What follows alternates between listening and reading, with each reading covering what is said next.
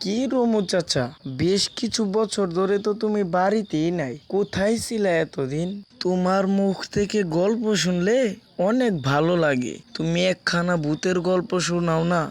তোমরা ভূতের গল্প শুনবা?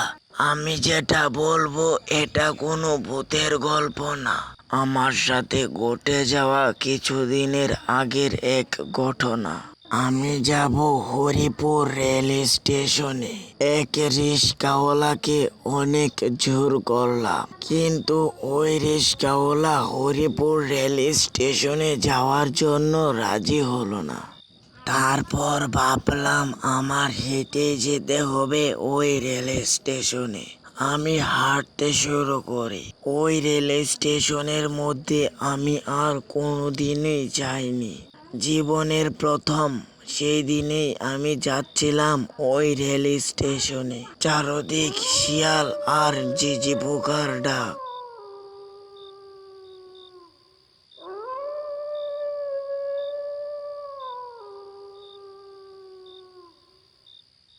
আমি বেশ কিছুক্ষণ হাঁটার পর সামনেই দেখতে পারলাম রেল স্টেশন। আমি বুঝতে পারলাম এটাই হরিপুর রেল স্টেশন। আমি রেল স্টেশনের দিকে এগিয়ে যেতে থাকি। সামনেই দেখতে পারলাম একটা দোকান। এই নিঝুম রেল স্টেশনের মধ্যে এই একটাই দোকান আমি দেখতে পারলাম। আমি ভাবলাম আমি ওই দোকানটার কাছে যাই, যেই বাবা সেই কাজ। আমি ওই দোকানটার সামনে যাই। দোকানদারকে আমি জিজ্ঞাসা করলাম, রাতের ট্রেনটা কয়টা বাজে আসবে? আমাকে একটু বলতে পারবেন? আজকের ট্রেনটা খুব দেরি করবে, রাত প্রায় 12টা বাজে আসবে, প্রায় 3 ঘন্টা লেট হবে। ট্রেনের একটা ইঞ্জিন নষ্ট হয়ে গেছে তাই। আচ্ছা, তাহলে আমি এখানে বসে থাকি। না না, বলেও ওই কাজ করতে যাবেন না, ওদের আসার সময় হয়ে আসছে। আপনি এখান থেকে চলে যান, দোকান বন্ধ করে আমিও চলে যাব। কে আসবে? কার কথা বলছেন আপনি? একটু খুলে বলেন। ও আসবে, ও খুব ভয়ঙ্কর। যাকে একবার টার্গেট করে তাকে আর ছাড়ে না, বুঝলেন বাবু? এখান থেকে চলে যান, নিজের জানের মায়া করেন না আপনি? এই রেল স্টেশন তো আজ 50 বছর ধরে বন্ধ। এই রেল স্টেশনে কোনো রেলগাড়ি থামে না। সে সময় লোকটার সঙ্গে আমি অনেক কথা বললাম। লোকটার কথাগুলো আমি কিছুই বিশ্বাস করলাম না। বাবু, আমার এত সময় নেই, আমি এখন চলে যাব। আপনার কিছু লাগবে? চা, বিস্কুট বা কফি লাগলে বলেন, আমি আমার দোকান থেকে এনে দেই। না না, আমার চা বিস্কুট বা কফি কিনো কিছুই লাগবে না। আমার সময় হয়ে গেছে, আমি চলে যাই। আমি আর এখানে থাকতে পারবো না। আপনি ভালো মানুষ বলে আপনাকেও বললাম এখান থেকে চলে যেতে, না হলে আমার মতো প্রাণটা হারাবেন।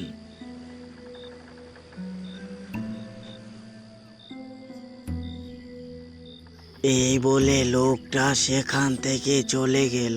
তারপর আমি সেখান থেকে এসে অন্য জায়গায় গিয়ে দাঁড়াই। তখনই বুঝতে পারলাম সামনের থেকে একটা কান্নার শব্দ আসছে।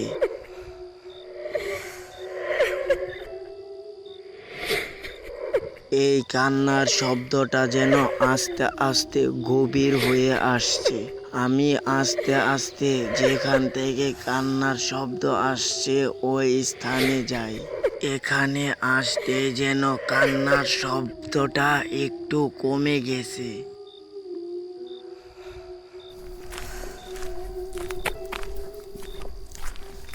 আমি ওই দোকানটার কাছে যেতে বুঝতে পারলাম পিছন থেকে কে যেন হেঁটে হেঁটে আসছে।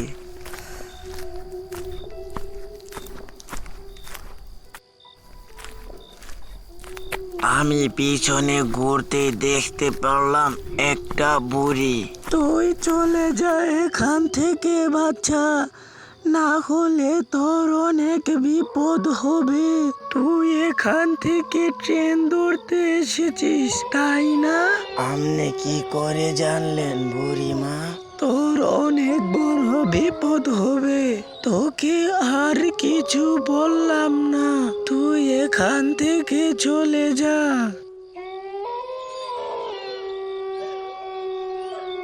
এই বলে ওই বুড়ি লোকটা এখান থেকে চলে গেল। আমি অনেক ভয় পাইলাম, এগুলো আমার সাথে কি হচ্ছে? আমি ওই দিকে ঘুরে দেখি বুড়িমাটা আর নেই। বুড়িমা যেন কোথায় মিলিয়ে গেল। তখনই দেখতে পারলাম সামনে থেকে একটা ট্রেন আসছে। ট্রেনটা দেখে যেন আমার ভিতরটা চমকে উঠলো। ট্রেনের সাথে দেখতে পারলাম একটা সাদা কাপড় পরা মেয়ে ট্রেনের সাথে সাথে দৌড়ে যাচ্ছে। আমি বুঝতে পারলাম এটা কোনো মেয়ে নয়, এটা হলো একটা আত্মা। না হলে ট্রেনের মতো স্পিডে কোনো সাধারণ মানুষ এভাবে দৌড়তে পারে না। তখনই দেখতে পারলাম সেই আত্মাটা আমার দিকেই এগিয়ে আসছে। ভয়ে আমি সেখান থেকে দৌড়ে পালাতে থাকি।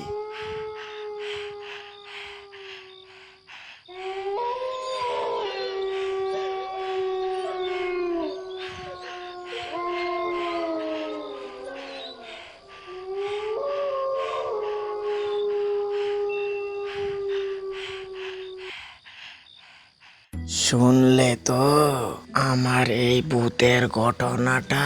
সেই দিনটা খুব ভয়ঙ্কর ছিল।